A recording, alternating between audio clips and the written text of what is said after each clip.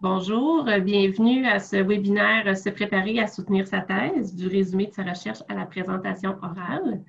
La Faculté des études supérieures et postdoctorales est très fière de pouvoir vous offrir ce webinaire qui a été entièrement développé par Charlotte Sanier-Berrousseau. Bonjour Charlotte. Bonjour. Alors, je vous présente officiellement notre conférencière d'aujourd'hui. Après un baccalauréat en art de la scène, Charlotte Sanier-Berrousseau a enseigné le théâtre pendant plusieurs années avant de se diriger vers les sciences de l'éducation. Elle se spécialise dans le lien entre l'identité et l'apprentissage, ainsi que dans la pédagogie inclusive. Au cours des dernières années, elle a également enseigné à l'Université Laval et y a joint plusieurs groupes de recherche. En 2020, elle a obtenu un doctorat en psychopédagogie de l'Université Laval. De retour en France, Charlotte se consacre présentement à l'enseignement auprès de différents publics, adultes et enfants. Ayant elle-même soutenu sa thèse récemment, elle nous propose aujourd'hui des conseils pratiques et des pistes de réflexion afin que vous puissiez optimiser votre préparation scientifique et mentale en vue de votre soutenance de thèse. Alors, Charlotte, je vais cesser à l'instant mon partage d'écran pour que tu puisses nous partager le tien et la parole est à toi. Parfait. Alors, j'ai partagé mon écran ici. Est-ce que tu me confirmes qu'on le voit bien? Tout à fait. Super. Donc, merci beaucoup, Amélie, de me recevoir. Donc, effectivement, moi, mon but aujourd'hui, c'est de pouvoir parler avec vous de tout ce qui se passe quand on se prépare à soutenir sa thèse.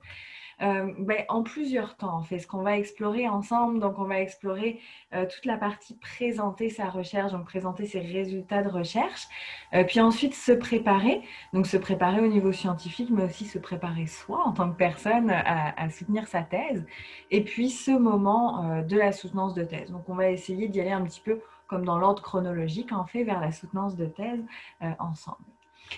Donc, si on commence par présenter sa recherche, présenter sa recherche, ça présente plusieurs défis.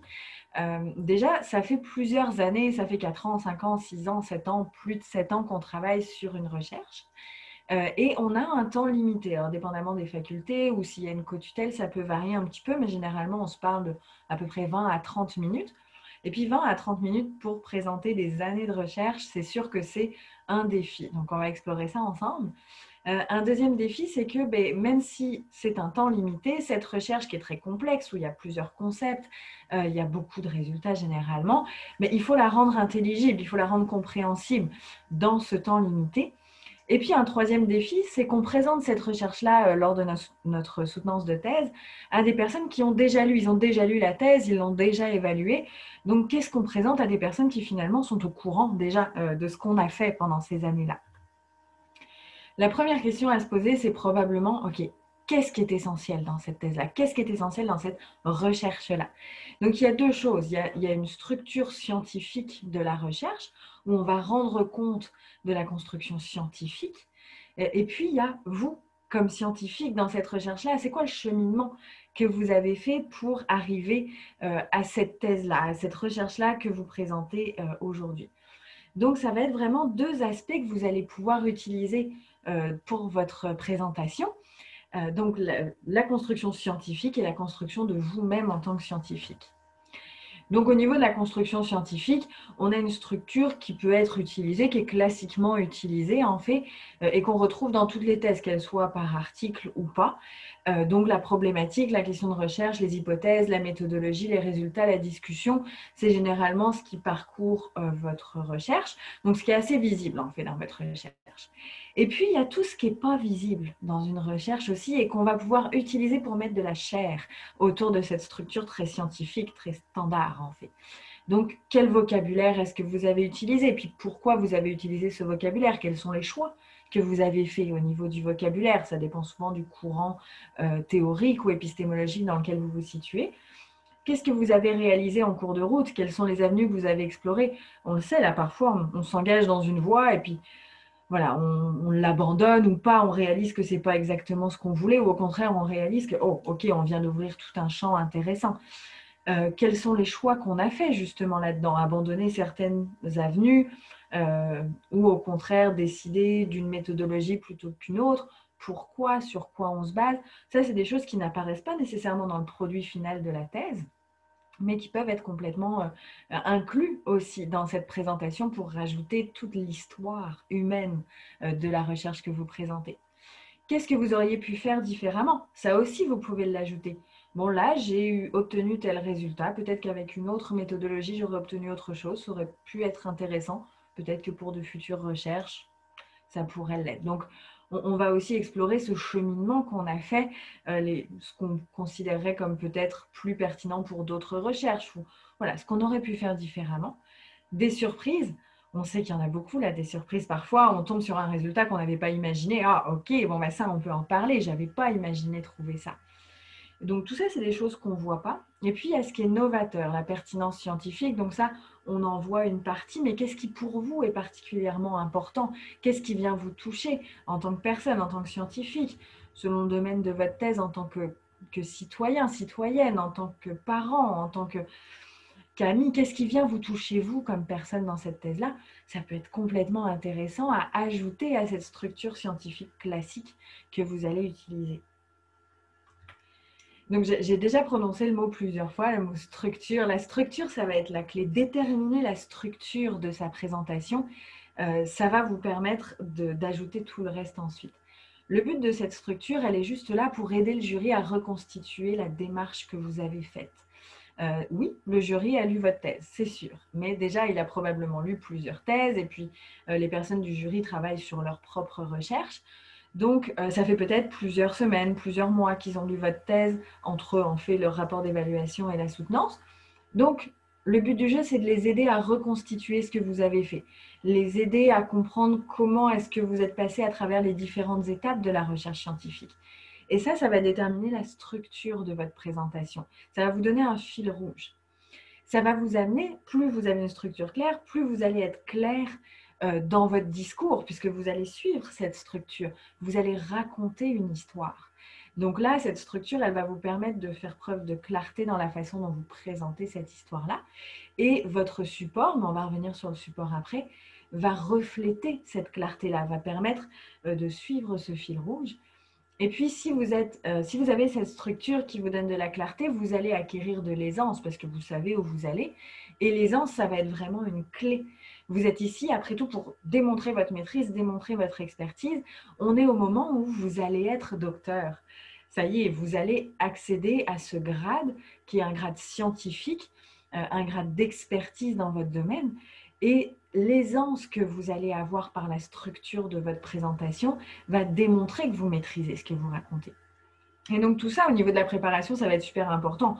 Je définis ma structure, je la présente clairement, je navigue dans cette structure avec aisance pour démontrer mon expertise.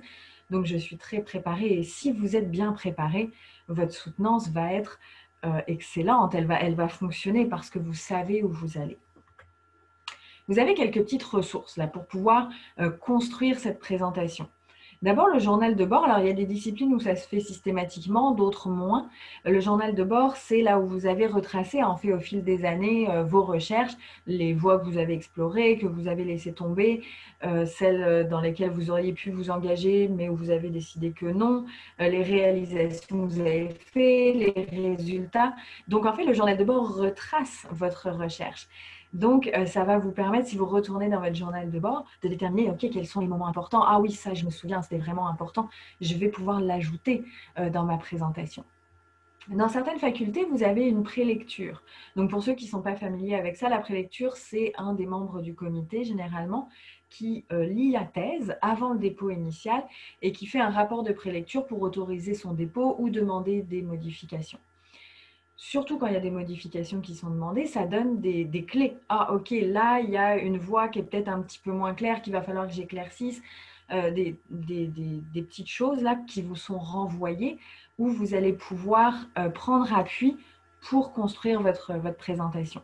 Et puis, dans la même veine, les rapports d'évaluation. Donc, les rapports d'évaluation pour les personnes qui n'en sont pas encore à ce stade-là de la démarche, c'est une fois que vous avez fait votre dépôt initial, les membres du jury vont lire votre thèse et vont l'évaluer à l'écrit.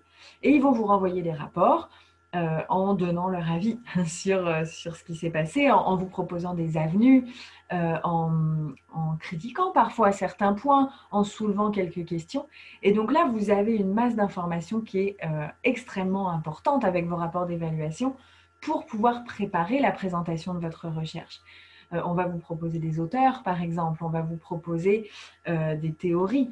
Donc ça, c'est vraiment quelque chose à utiliser, les rapports d'évaluation.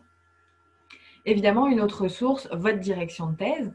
Une discussion avec votre direction de thèse sur votre parcours au sein de cette recherche-là peut mettre en lumière des moments où voilà, telle partie de la thèse, c'était vraiment important, telle partie de la thèse, c'était un petit peu moins solide, fait qu'il faudrait peut-être la retravailler pour la présentation.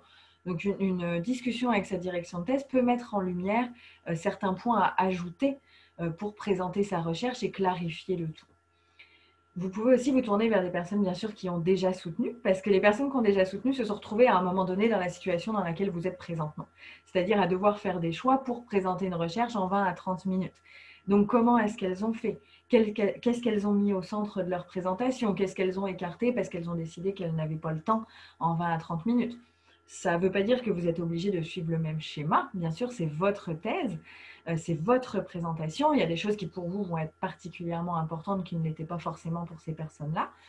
Mais ça vous donne une idée de comment on peut faire des choix. Ça vous donne une idée aussi de ce qu'elles ont réussi à dire, ces personnes, à l'intérieur d'un 20 à 30 minutes. Donc, ça peut être une ressource précieuse là pour discuter de comment est-ce qu'on peut présenter sa recherche en un temps court. Et puis, une dernière ressource que je pourrais proposer, c'est les personnes qui ont suivi votre cheminement.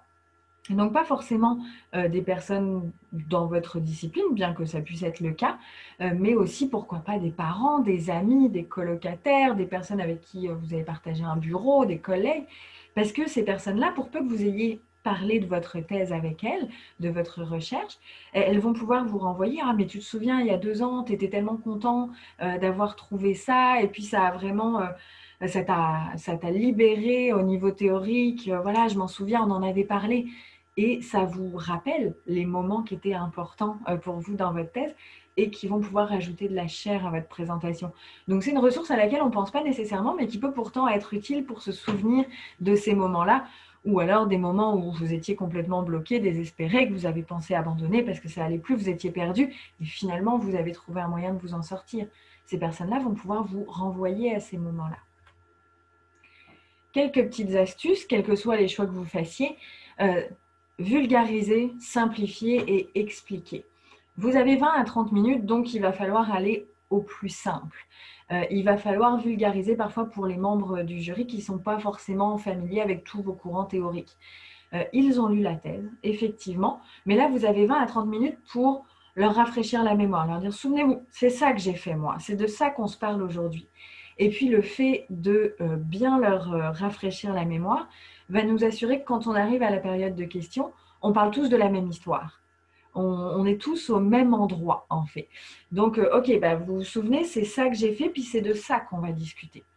Donc, on essaie de simplifier le tout, d'expliquer quelques points qui semblent importants à comprendre pour amorcer la discussion d'après.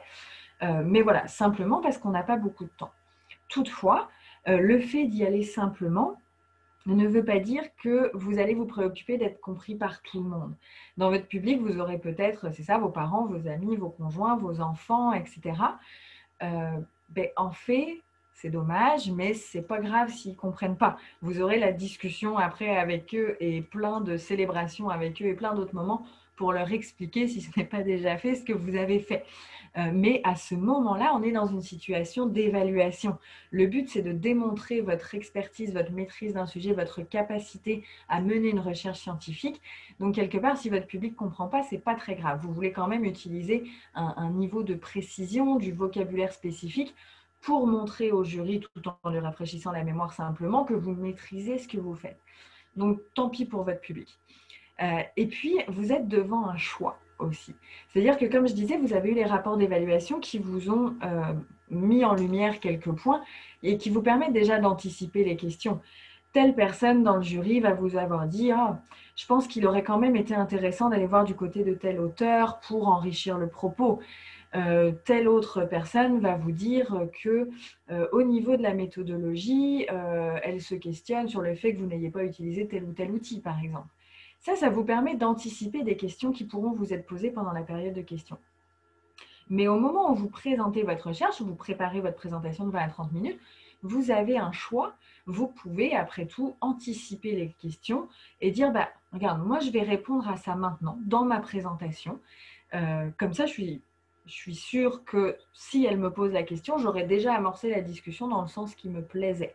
Donc là, on va se documenter suite aux questions et répondre en quelques mots ou anticiper la question, engager la discussion dans le sens qui nous arrange, ou en tout cas dans le sens où on sait qu'on peut aller facilement. Ou on peut décider, et là c'est le deuxième choix qui s'offre à nous, de dire, regarde, cette question-là, il ou elle va probablement me la poser, je vais la passer volontairement sous silence dans ma présentation, comme ça je suis sûre que cette question-là va tomber. Je ne vais pas prendre le risque d'y répondre parce que je veux qu'on me la pose pendant la période de questions, donc je vais faire comme si elle n'existait pas pour ma présentation, pour me laisser la possibilité d'élaborer davantage pendant la période de questions. Donc là, c'est un choix que vous pouvez faire au niveau de la présentation de votre recherche, d'anticiper les questions en mettant en lumière les zones d'ombre, ou au contraire, de vous arranger pour que la question vous soit posée. Il y a un petit jeu de stratégie qui se joue ici et qui dépend de votre degré d'aisance avec le type de questions que vous sentez poindre dans vos rapports d'évaluation. Une fois que vous avez votre structure de recherche, que vous savez où vous allez, que vous savez à peu près ce que vous allez dire, il va falloir préparer votre support parce qu'on soutient toujours avec un support. En tout cas, à peu près toujours. Moi, j'ai toujours vu un support dans les soutenances de thèse. Pourquoi? Parce que c'est ce qui va vous aider, c'est ce qui va appuyer votre discours. Le but du support, c'est d'avoir une présentation qui est très légère, qui est épurée, qui est simple au possible, où vous allez faire apparaître seulement les éléments importants. Alors, ça peut être des mots-clés, ça peut être des schémas, ça peut être des formules, ça peut être des photos, ça peut être des images, mais moi, je conseillerais de pas tellement y aller avec des phrases au complet. Pourquoi? Parce que, comme on disait, vous êtes là pour amorcer une discussion scientifique avec votre jury, pour que votre jury comprenne votre expertise, et pour ça, il va avoir besoin de vous écouter, vous. Or, on le sait, puis vous l'avez peut-être déjà vécu dans des cours, dans des présentations, dans des colloques, par exemple, quand le PowerPoint est trop chargé ou que la présentation est trop chargée, on a tendance à lire la présentation et à plus tellement écouter ce que la personne dit à côté. Dans une situation d'évaluation comme la soutenance d'une thèse, vous ne voulez pas ça, vous voulez qu'on vous écoute vous, en fait, vous ne voulez pas qu'on lise votre PowerPoint. Donc, plus c'est léger, plus c'est simple, plus vous allez pouvoir bénéficier de l'attention de vos juges sur ce que vous dites. Moi, ce que je conseillerais, c'est de mettre quelques petits mots mnémotechniques. Si on prend l'exemple de ma présentation là tout de suite, si je vous mets léger, simple avec une plume, moi, ça va me renvoyer à tout ce que je sais que je veux vous dire. Donc, c'est ça, que les phrases longues, ce n'est pas forcément l'idée, que vous voulez l'attention de votre jury, etc. Donc, je me suis mis 2-3 mots-clés, je me suis mis un petit dessin. Je trouve ça esthétique. Bon, moi, je trouve ça esthétique, en tout cas, mais ça me permet de penser à tout ce que je veux vous dire sans que votre attention soit occupée à lire tout ce que je veux vous dire. Donc, vous allez écouter ce que je vous dis. Donc, quelques petits mots mnémotechniques, quelques petits concepts, un schéma que vous allez pouvoir utiliser et des choses qui vont appuyer votre discours. Vous pouvez par exemple mettre une citation courte que vous trouvez particulièrement importante et que vous allez commenter. Mais c'est votre discours qui va être important et jamais votre support. Votre support est là vraiment comme un appui.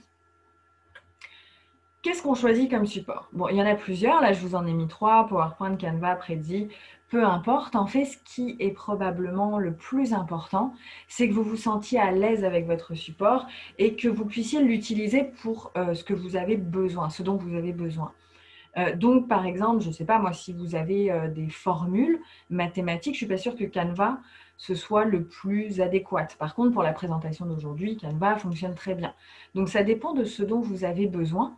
Mais le plus important, ça va être de se sentir à l'aise avec ça pour pouvoir, en fait, faire dire à sa présentation ce que vous souhaitez lui faire dire, puis qu'elle puisse vraiment appuyer votre discours. Quelques petites choses auxquelles ça peut être utile de porter attention toutefois. Si vous soutenez en présentiel particulièrement, pouvoir utiliser votre présentation hors ligne, donc pouvoir la télécharger, ça peut être utile parce qu'on ne sait jamais. C'est toujours utile de l'avoir sur son ordinateur. Et si vous soutenez dans des conditions à distance, par exemple, ben là, ça peut être utile de pouvoir l'envoyer par courriel au préalable. Donc, que quelqu'un d'autre ait la présentation. Donc ça, c'est peut-être des petites choses auxquelles il faudrait faire attention en choisissant son support. Mais avant tout, c'est ça. Sentez-vous à l'aise et assurez-vous que le support que vous choisissez va pouvoir vous permettre de dire ce que vous avez à dire. Et puis, si je peux ajouter quelque chose, assurez-vous aussi que vous le trouvez esthétique et à votre image. Mettez des dessins si vous voulez. C'est votre présentation. Et ça, c'est super important aussi. Et puis, une fois que vous avez votre support, donc là, vous avez votre structure, vous savez ce que vous allez dire, vous le mettez sur un support, puis on en arrive au moment où votre présentation, elle est prête et vous allez pouvoir la répéter. En 2 phases, c'est idéal. Pourquoi? Parce qu'au début, vous allez la répéter seul, chez vous, dans votre chambre ou dans votre bureau, sans personne qui vous regarde. Vous allez pouvoir, en répétant seul, vérifier que c'est cohérent, que ça raconte bien l'histoire que vous voulez raconter, que ça s'enchaîne bien. Que sans avoir des interférences extérieures, que c'est exactement là où vous vouliez aller, ce que vous vouliez dire, et que ça vous semble cohérent par rapport à ce que vous avez fait pendant 4, 5, 6, 7 ou plus années. Vous allez évidemment pouvoir vous chronométrer. Encore une fois, vous avez un 20 à 30 minutes. Hein, donc, il faut vous assurer que vous rentrez là-dedans. Si vous faites 31 minutes, ce n'est pas la fin du monde. Si vous en faites 45, ça va poser des problèmes, vous ne pourrez pas dire tout ce que vous voulez. Donc, ça peut être important de se chronométrer avant pour vous assurer que vous rentrez dans le format qui vous est imparti. Et puis, ça vous permet aussi de vérifier la présentation. C'est tout à fait basique là comme idée, mais c'est juste, ben voilà, est-ce que mes animations fonctionnent bien? Est-ce que mes slides s'affichent comme il faut? Est-ce que je n'ai pas une flèche qui s'affiche alors qu'elle ne devrait pas s'afficher à ce moment-là dans tel ou tel schéma? Donc, vérifiez que tout fonctionne bien. Ça, vous pouvez le faire seul, puis ça va aussi vous familiariser avec votre présentation au fur et à mesure que vous la répétez 1 fois, 2 fois ou 3 fois. Bon, vous vous familiarisez avec l'enchaînement. Et puis, une fois que vous êtes bien familier ou familière avec votre présentation, là, vous pouvez vous choisir un public pour répéter votre présentation devant d'autres personnes. Cette deuxième phase de la répétition, elle a plusieurs objectifs. Déjà, vous assurez que c'est fluide et que c'est compréhensible. C'est-à-dire que vous avez raconté votre histoire, ça vous semble clair, mais votre soutenance, votre recherche, vous la connaissez par cœur. C'est vous qui l'avez écrite, c'est vous qui l'avez faite. On veut s'assurer que pour d'autres personnes, c'est fluide, qu'elles comprennent bien la même histoire que ce que vous voulez raconter. Donc, cette deuxième phase va vous permettre de vous assurer que tout le monde vous suit bien. Et pour ça, ça va être important aussi de choisir les bonnes personnes. Si vous voulez insister sur la vérification que, ok, ça s'enchaîne bien, on comprend bien ce que je dis, mon élocution est bonne, etc., peu importe si les personnes sont spécialistes ou non de votre domaine. Après tout, ça peut être votre colocataire qui est dans un champ disciplinaire complètement différent. Ça, ce n'est pas un problème pour ça. Par contre, si vous voulez vérifier que les concepts s'enchaînent bien, que vous avez réussi à résumer des concepts très complexes en quelques phrases, en quelques mots-clés, là, vous aurez peut-être besoin de quelqu'un qui est plus spécialiste dans votre domaine. Donc, choisissez les bonnes personnes en fonction de votre objectif. Peut-être que vous allez trouver des personnes qui vont faire les 2 volets, mais peut-être qu'il vous faudra répéter devant plusieurs profils de personnes que vous avez dans votre entourage. Mais en tout cas, ces 2 phases de répétition, si elles s'enchaînent dans cet ordre-là, elles vont vous permettre de vous sentir très à l'aise avec votre présentation le jour J. Vous l'aurez déjà fait plusieurs fois, vous serez assuré que ça fonctionne, vous serez assuré que c'est compréhensible, vous serez assuré que l'histoire que vous racontez est comprise par les autres. Dans ce cas-là, arrivé le jour de la soutenance, vous serez très très à l'aise avec cette partie-là de votre soutenance. Donc, à ce moment-là, vous avez votre présentation, vous avez toute votre structure, vous savez comment vous allez présenter vos quelques années de recherche en un temps court. On en arrive au moment où il va falloir se préparer à soutenir effectivement, et notamment parce que je sais, c'était mon cas, c'est le cas de beaucoup de personnes avec qui j'ai discuté, que ce qui est très angoissant souvent, c'est la période de questions. On sait que ça s'en vient, qu'on ne peut pas y couper, mais on ne sait pas exactement comment ça va se passer parce qu'on ne sait pas toujours quelles questions on va nous poser. Donc, se préparer quand on ne sait pas exactement ce qui va être sur la table à ce moment-là, ça peut être difficile. Mais il y a quelques astuces qui rendent ça beaucoup plus rassurant. Déjà, la première chose, c'est qu'il faut que vous preniez conscience que personne n'attend de vous la réponse parfaite. Personne n'attend de vous une réponse exhaustive avec tous les concepts possibles que vous auriez ramenés là-dedans, toutes les théories possibles, et personne n'attend la réponse absolue à la question qui vous est posée. On a souvent l'impression dans cette période de questions que quand une question nous est posée, il faut qu'on réponde exactement ce que la personne attend parce qu'on est évalué là-dessus. En fait, non. Ce qu'on évalue à ce moment-là, c'est votre capacité en tant que scientifique à donner une réponse à la question et une réponse qui soit articulée, qui soit argumentée, que vous puissiez argumenter votre position et une réponse qui démontre que vous maîtrisez votre sujet. C'est-à-dire qu'en fait, on vous pose une question pour enclencher une discussion. Vous ne serez pas toujours d'accord avec les membres de votre jury. Et c'est OK de ne pas être d'accord avec les membres de votre jury. Là, à ce moment-là, vous êtes à quelques minutes ou dizaines de minutes d'avoir votre titre de docteur. Et un docteur, c'est quoi? C'est quelqu'un qui mène une réflexion scientifique et qui se positionne dans son champ de recherche. C'est ça que vous allez démontrer à ce moment-là. Donc, on va vous poser une question et on veut voir si vous êtes capable, à partir des différents concepts, d'en sortir une réponse argumentée sur votre position à vous. On veut voir si effectivement vous maîtrisez le sujet, si vous avez effectivement exploré d'autres théories. On veut parfois comprendre pourquoi vous vous êtes positionné d'une manière ou d'une autre qui semble peut-être moins intuitive à un ou une membre de votre jury. Mais après tout, votre position est correcte dans la mesure où elle est argumentée. Donc gardez ça à l'esprit, on n'attend pas de vous la réponse parfaite, on attend de vous un positionnement scientifique à ce moment-là. Et puis, on voudrait aussi voir si vous êtes capable d'être lucide sur le travail effectué. De la même façon qu'il n'y a pas de réponse parfaite, mais il n'y a pas de recherche absolument parfaite. Est-ce qu'il y a d'autres méthodologies que vous auriez pu utiliser? Est-ce qu'il y a d'autres courants théoriques que vous auriez pu explorer? Bien sûr, il y en a. Et on ne va pas vous reprocher de ne pas les avoir utilisés, encore une fois, si votre position est argumentée. Par contre, ce qu'on va vous demander à ce moment-là, c'est d'être capable de dire, ben oui, c'est vrai, j'aurais pu faire ça, mais j'ai fait un autre choix que vous argumentez. Donc, démontrer que vous avez un petit peu de recul sur votre recherche et que vous n'êtes pas tête dans le guidon, là, vraiment sur votre recherche comme elle doit être et que vous n'êtes pas capable de vous en décoller un peu pour argumenter votre position sans en devenir rigide, en fait. C'est ça qu'on vous demande. Donc, au final, cette période de questions, elle est souvent redoutée, mais il faut la dédramatiser. On est là pour discuter entre scientifiques d'un sujet dont il se trouve que vous êtes le ou la spécialiste en l'occurrence. Donc, vous avez quand même une chouette position dans cette discussion.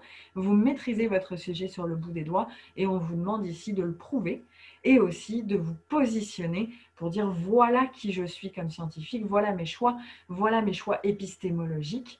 Et par contre, on peut en discuter. C'est parfait, posez-moi des questions. Discutons de ce sujet qui, a priori, me passionne suffisamment pour que j'y ai passé quelques années.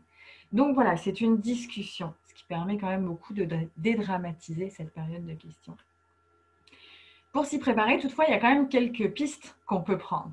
Se poser des questions à l'avance. Quand vous êtes en train de préparer votre période de questions, demandez-vous si c'était à refaire aujourd'hui. Ça fait peut-être quelques mois là, que vous avez terminé, que vous avez déposé votre thèse. Donc, si c'était à refaire aujourd'hui avec ces quelques mois de recul, qu'est-ce que je ferais différemment? Est-ce que je referais tout pareil? Ou est-ce que maintenant que c'est un peu passé, puis que je m'en suis un petit peu décollée, je me dis, oh, peut-être que j'aurais pu explorer telle avenue, peut-être que ma population de recherche, j'aurais pu l'élargir, peut-être, peu importe. Qu'est-ce que vous feriez différemment? Quelles sont vos divergences et vos ressemblances avec les membres de votre comité? On a la chance généralement de les choisir, ces membres du comité, ou quand on ne les choisit pas, on sait de toute façon qui c'est dès le dépôt initial, dès avant le dépôt initial. Donc ça nous laisse du temps pour nous renseigner sur ce que ces personnes font. Dans tous les cas, si ça n'a pas été fait avant, à ce moment-là, on peut le faire. Donc, quelles sont leurs méthodologies de prédilection? Quels sont les courants théoriques sur lesquels elles s'appuient généralement dans leur recherche? Qu'est-ce qu'elles défendent, elles, dans leur recherche comme courant théorique? De savoir où vous vous rejoignez et où, par contre, vos opinions divergent un petit peu, mais ça va vous permettre de préparer cette période de questions parce que les membres du comité vont toujours vous poser des questions à partir de où eux et elles se situent théoriquement et méthodologiquement. Donc là, ça va vous permettre de dire, OK, là-dessus, on n'est pas d'accord, peut-être que c'est une discussion qu'on peut avoir, je vais préparer mes arguments pour lui répondre si cette discussion arrive sur le tapis. Et puis, quelles sont les limites de votre recherche? Quelles sont les forces aussi de votre recherche? Les lister, voir un petit peu ce qui pourrait vous être posé comme question en termes de limites et ce sur quoi vous pourriez vous appuyer en termes de force. Donc, comme je viens de vous dire, identifier les points les moins solides de son argumentation, ça peut aider à se préparer parce que peut-être qu'on aura des questions là-dessus. Donc les identifier, ça permet de préparer ses réponses. Pour ça, vous avez plusieurs ressources. Première chose, on a souvent dans nos thèses soit des chapitres, soit des paragraphes là, sur les limites de la recherche. Voilà, toute recherche a des limites. Encore une fois, il n'y a pas de recherche parfaite. Et on en fait souvent état à l'écrit dans la thèse. Bon, retourner là-dedans, ça permet de dire, OK, ces limites de la recherche, en plus je les ai mis en exergue dans ma thèse, peut-être qu'on va me poser une question dessus. Comment est-ce que je pourrais répondre à ces questions qui se poseraient sur les limites de ma recherche? Est-ce qu'il y a d'autres avenues qu'on pourrait explorer ou d'autres méthodologies qu'on pourrait prendre pour d'autres recherches? Donc ça va vous permettre de préparer d'éventuelles questions là-dessus.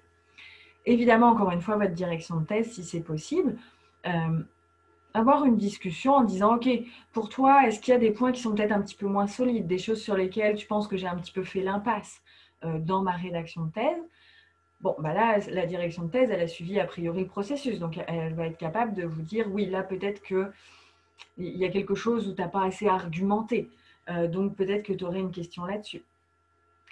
Mais votre grande source de travail, en fait, ça va être vos rapports d'évaluation, parce qu'encore une fois, on va vous renvoyer des choses sur votre thèse qui vont partir de la position des membres de votre jury, théorique et méthodologique. Donc là, déjà, vous allez voir les petites divergences qui apparaissent, les petites choses qui les ont un peu heurtées à la lecture, ou les petites choses avec lesquelles les personnes ne sont pas d'accord, et elles vont vous les signifier dans le rapport d'évaluation. Donc, reprendre ces rapports d'évaluation pour préparer la période de questions, c'est inestimable, c'est très précieux parce que vous avez déjà des questions qui émergent de là. Donc, vous les listez et puis vous cherchez comment vous pourriez y répondre. Si une personne vous suggère un auteur, allez lire l'auteur. Si une personne vous suggère un courant théorique, renseignez-vous sur le courant théorique. Si une personne vous dit « moi je suis plus coutumière de telle ou telle méthodologie », renseignez-vous sur cette méthodologie. Et là, vous allez avoir des points d'argumentation qui vont vous être utiles pour répondre. Et puis, dernière chose, se faire relire. Alors, se faire relire par des spécialistes et par des non-spécialistes peut être utile. Pourquoi? Parce qu'on choisit les membres de son comité généralement parce qu'ils ont des points communs ou des champs disciplinaires communs avec nous. Mais nous, on articule plusieurs concepts, et que souvent, ils sont spécialistes d'un concept, de deux concepts, mais pas de l'ensemble des choix qu'on a fait pour notre recherche. Donc, il y a des choses avec lesquelles ils vont être un petit peu moins familiers ou familières. Donc, se faire relire par des non-spécialistes, ça peut être utile parce que ces personnes-là vont être capables d'identifier certains points en disant la façon dont tu l'as expliqué, moi, je ne le comprends pas. Peut-être que vos membres de jury vont être dans la même situation. Moi, je ne suis pas familier ou familière de ce concept-là. Je ne comprends pas exactement ce que la personne a voulu dire. Donc, se faire relire par des non-spécialistes, ça peut être utile pour ça. Mais aussi se faire relire par des spécialistes qui vont être capables de vous amener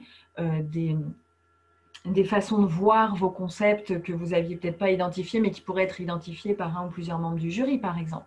Donc, essayez d'identifier autour de vous, est-ce que c'est des personnes avec qui vous travaillez dans votre bureau ou des gens qui gravitent autour de vous et qui seraient d'accord pour relire votre thèse ou relire vos résumés, vos articles et qui vous aideraient à préparer cette période de questions.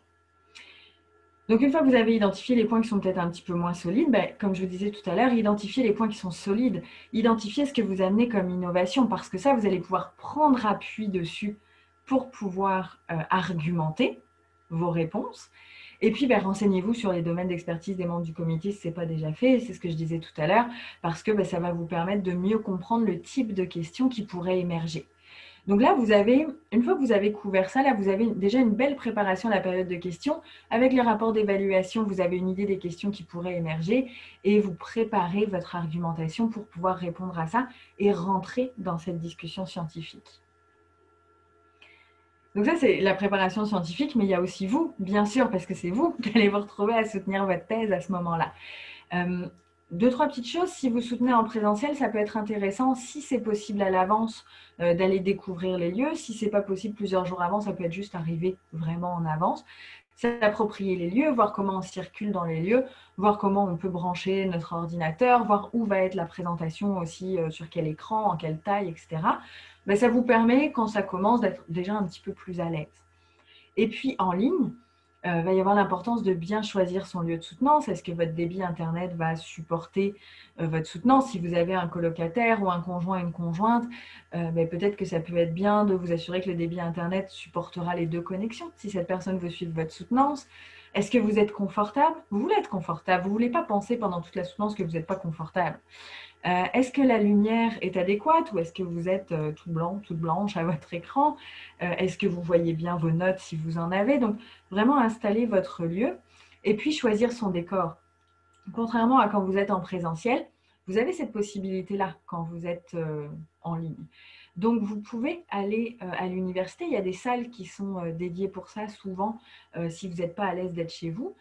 Puis si c'est chez vous, moi j'irais avec un décor qui est à la fois neutre et personnalisé. Ce que ça veut dire cette histoire-là, c'est que vous n'avez pas forcément envie qu'on voit votre chambre derrière avec votre lit et peu importe ce qu'il peut y avoir dans votre chambre. Parce que c'est votre sphère privée, puis c'est pas forcément agréable de laisser rentrer les gens dans cette sphère privée.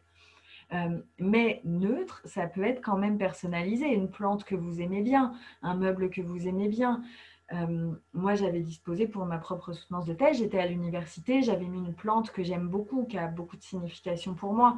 J'avais emmené quelques petits objets pour décorer un petit peu de façon pudique. Il n'y avait rien d'impudique là-dedans, c'était des objets que j'aimais bien, mais qui me permettaient d'être à l'aise dans mon environnement quand même. Donc ça va être important. Et puis, gardez à l'esprit, toujours dans l'esprit de ma plante sur le bureau, là, que c'est votre moment à vous. Après tout, c'est une seule fois dans votre vie que vous allez soutenir cette recherche-là pour avoir ce grade-là. Donc, choisissez votre tenue, soyez à l'aise, sentez-vous bien. Préparez votre journée au complet. Est-ce que vous voulez faire un brunch le matin? Est-ce que vous seriez à l'aise d'aller boire un café entre amis le matin? Est-ce que vous iriez bien au spa la veille? Peu importe.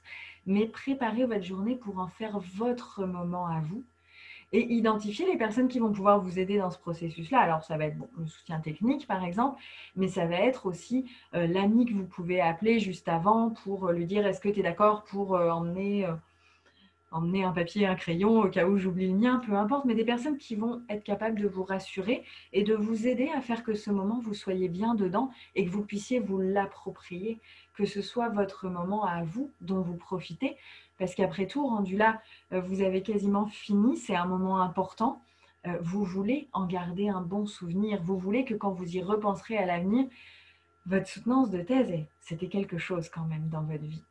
Donc, rendre le moment à son image, c'est inestimable également parce que vous allez en garder des souvenirs toute votre vie et vous allez vous sentir bien tout le long de la soutenance parce que dans votre univers à vous. Donc, on arrive au moment où vous êtes prêt, votre présentation de recherche est prête, votre 20-30 minutes, votre support est prêt, vous vous êtes préparé à la période de questions, vous vous êtes préparé, vous êtes bien dans votre environnement.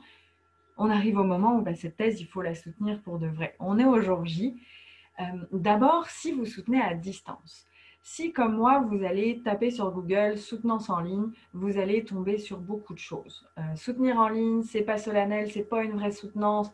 De toute façon, quand on est en ligne, on se sent tout seul. L'organisation est compliquée, c'est trop d'efforts de soutenir en ligne. Au contraire, c'est pas une vraie soutenance, c'est pas beaucoup d'efforts. C'est pas vrai. On dédramatise, on se pose, c'est une soutenance à distance et de mon expérience en tout cas, puisque ma soutenance était en ligne, c'est une vraie soutenance qui demande tout autant d'efforts, pas plus, pas moins. On ne se sent pas forcément seul, c'est très solennel, mais ça demande un petit peu de préparation adéquate ou en tout cas, il y a des petits trucs qu'on peut faire pour rendre ce moment agréable. Première chose, notre interface, c'est un écran, c'est une caméra. Donc, prendre quelques secondes, une petite minute avant d'allumer sa caméra, ça peut être bien. Ça prend, ok, on se pose et on commence quand on est prêt. Mettre en mode speaker pour ne voir que la personne qui parle. Si vous avez une mosaïque de personnes avec vos parents, vos amis, puis les membres du jury au milieu, c'est pas forcément évident de s'adresser à votre jury. Or, vous êtes dans une conversation scientifique. Ce que vous voulez, c'est parler avec votre jury. Vous voulez être concentré. Vous voulez créer une interaction avec votre jury. Donc, le fait de mettre en mode speaker, ça va faire apparaître la personne qui vous pose une question et elle va rester là tant et aussi longtemps que vous lui répondrez. Donc, ça va faciliter l'établissement d'un contact avec cette personne et donc faciliter une interaction, une discussion scientifique. Pareil pour porter des écouteurs ou un micro-casque. Vous ne voulez pas être perturbé dans cette interaction parce que vous entendez mal ou parce que la personne vous entend mal. Donc, à moins que vous ayez un merveilleux système de son, si vous êtes si vous avez un micro sur la table ou un micro dans la salle qui est particulièrement performant, ça peut être toujours utile de porter des écouteurs. Pensez à regarder la caméra. Ici aussi, ce que vous voulez, c'est établir un contact. Donc, si vous regardez l'écran, puis particulièrement dans les salles où, vous savez, vous avez votre écran devant vous, puis un écran plus grand en face avec la caméra, mais si vous regardez votre écran à vous, vous n'allez pas pouvoir établir un contact avec le jury. Donc, pensez à regarder la caméra parce que c'est là que vous allez créer l'interaction. Et puis, bien sûr, ça semble évident, mais c'est toujours bien de le rappeler, éteignez toutes les notifications, ça va vous permettre de maintenir votre concentration.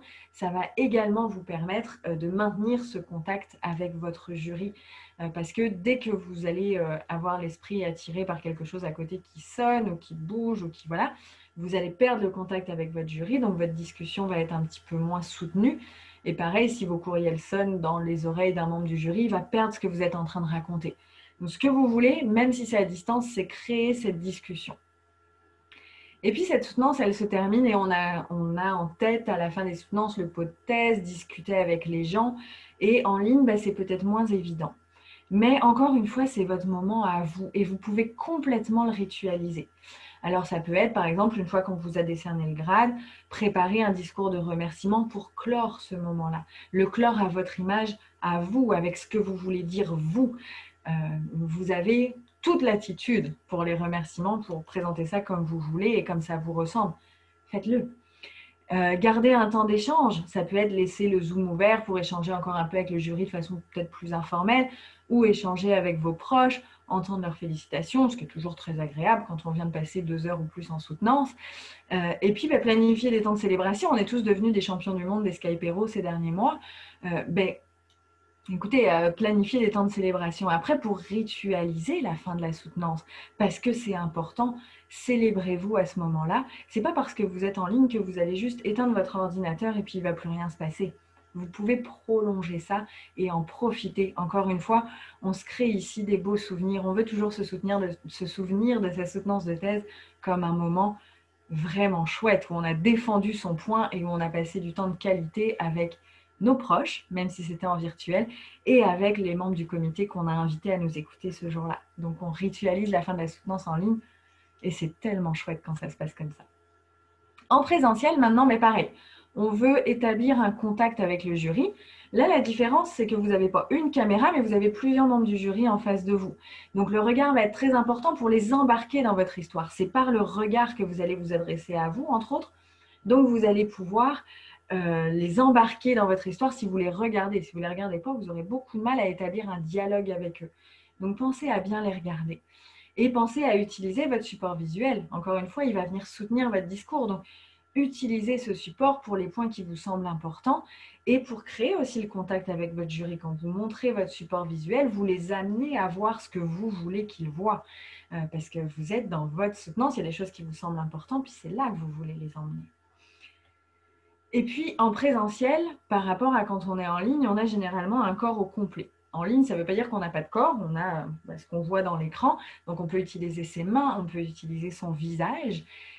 Mais en présentiel, on a le corps en entier. Dans tous les cas, utiliser votre corps, c'est toujours utile parce qu'il y a l'importance du non-verbal qui est extrêmement importante en fait, quand on est face à quelqu'un. Donc, votre corps, il va pouvoir vous servir, comme on disait, par exemple, quand vous utilisez votre support, à montrer des choses. Ça va vous permettre de marteler, ça va vous permettre de convaincre. Par exemple, on fait une liste. Au début, j'ai fait ça, et puis j'ai fait ça, et puis j'ai fait ça. Avec votre corps, vous aidez le jury à comprendre votre démarche. Vous exemplifiez. J'allais essayer de conjuguer le verbe convaincre, mais je n'ai pas réussi. Ça va vous aider à le convaincre. Ça va appuyer vos propos que d'utiliser votre corps. Et puis là, c'est la fille de théâtre qui parle. Enracinez-vous dans le sol, tenez-vous droite. Pourquoi? Parce que ça va vous permettre en fait de convaincre les personnes en face de vous que vous savez ce que vous racontez. Quand vous êtes enraciné dans le sol, vous avez une force physiquement qui vous permet d'argumenter et on se dit « Oh mon Dieu, cette personne sait de quoi elle parle ». Donc, votre corps, c'est votre meilleur allié parce qu'il va vous permettre, il va vous aider en tout cas à démontrer votre compétence et il va vous aider à appuyer vos propos, à mettre en lumière ce que vous voulez mettre en lumière. Donc, pensez à ça, on n'est pas juste un cerveau et une bouche. En soutenance, on a tout un corps, particulièrement en présentiel. Maintenant, quand vous êtes à distance, vous pouvez également, comme je vous disais, utiliser vos mains, utiliser votre visage pour essayer d'aller chercher le même type d'effet que vous voulez avoir. Dans tous les cas, que ce soit en ligne ou en présentiel, ce qui va être important, c'est l'interaction. Vous voulez rebondir sur les propos qui vous ont été adressés au niveau de votre jury. Donc, ça va impliquer que vous écoutiez très précisément les remarques du jury, que vous soyez concentré sur ce qui vous est dit pour pouvoir rebondir. Comme vous le disiez juste avant, ou comme disait un tel ou une telle juste avant, et rebondir, en fait, ça vous permet de rentrer dans cette discussion et de plus être juste, on me pose une question, je réponds à la question, mais hey, on discute, j'ai entendu ce que tu m'as dit, je l'ai pris en compte et je t'argumente ma position à partir de là. Donc, et c'est aussi pour ça qu'on disait tout à l'heure, pas de notification, pas de voilà, on veut se concentrer sur ce qui est dit pour pouvoir rebondir dessus.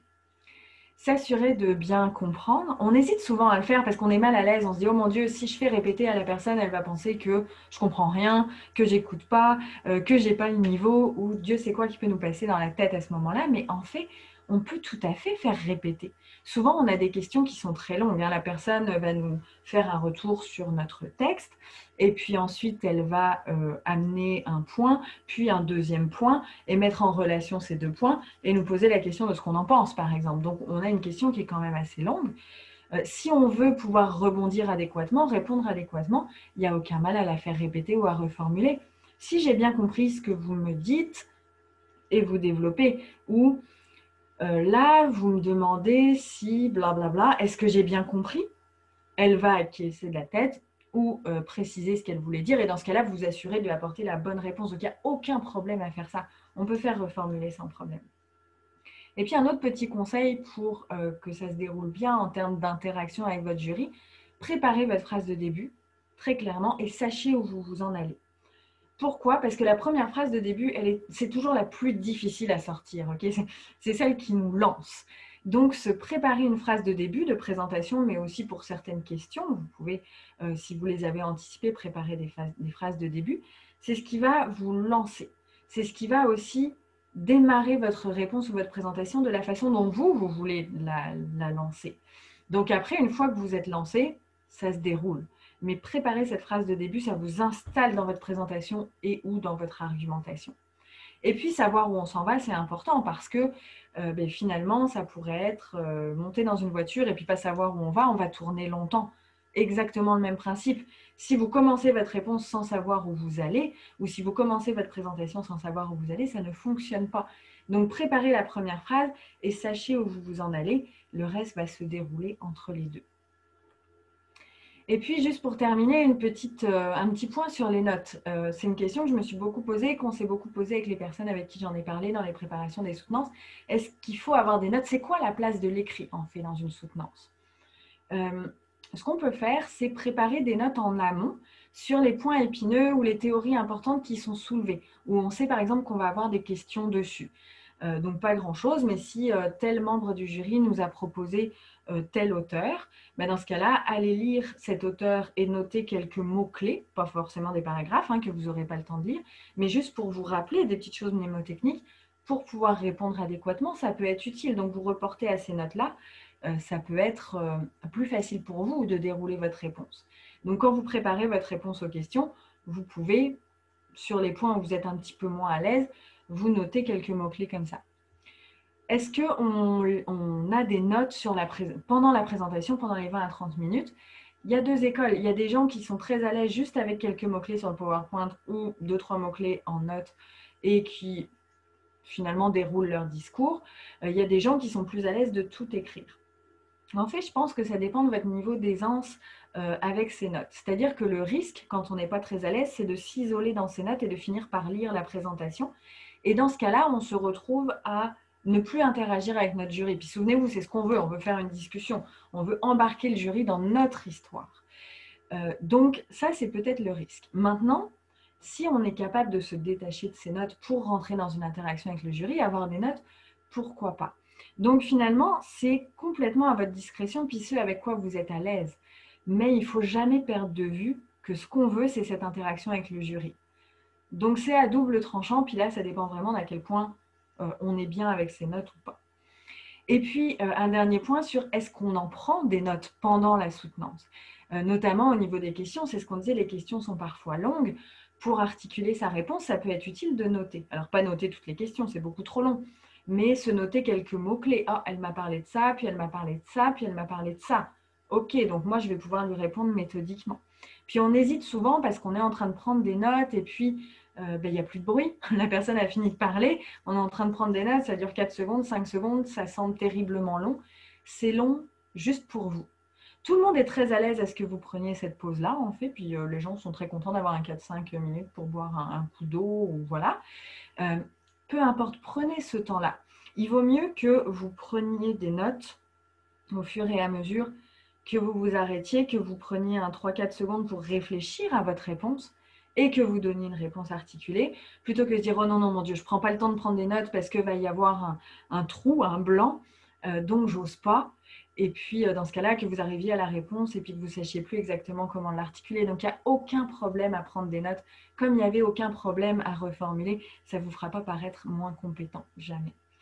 Donc, c'est ça. Pour résumer un petit peu tout ça, une bonne préparation, que ce soit sur votre présentation de recherche en 20 à 30 minutes ou sur la période de questions, ça va vous permettre d'être très à l'aise pendant votre soutenance. Donc, si vous respectez un petit peu tous ces petits principes de préparation, que vous vous sentez à l'aise de prendre des notes et surtout, que vous faites de ce moment de soutenance votre moment à vous, qui vous ressemble, qui ressemble à votre recherche et au scientifique ou à la scientifique que vous êtes, votre soutenance, ça devrait super bien aller. Merci beaucoup. Merci beaucoup, Charlotte, pour ces conseils tout à fait pertinents et précieux. À mon tour, je vais partager une dernière diapositive ici pour les gens qui sont à l'écoute.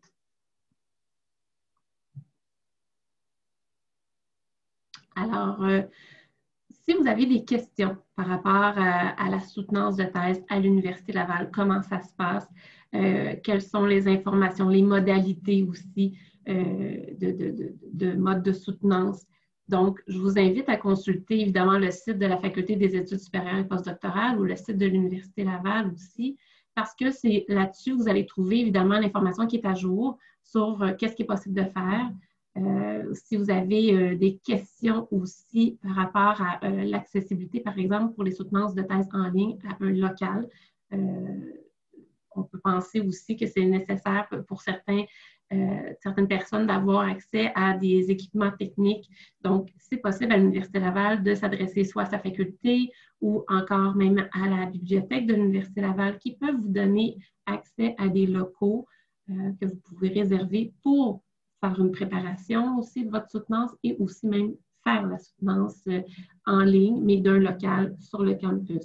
Vous avez aussi la possibilité toujours de nous écrire ou de nous appeler à la Faculté des études supérieures et postdoctorales si vous avez des questions par rapport à votre propre soutenance ou des interrogations parce que c'est important, évidemment, comme Charlotte disait, plus on est préparé, plus le succès est assuré. Donc, voilà. Je fais ça à l'instant. Donc, merci d'avoir été avec nous. Merci encore, Charlotte, d'avoir partagé tous ces conseils et on va souhaiter à tout le monde une bonne préparation en vue de leur soutenance de thèse. Merci.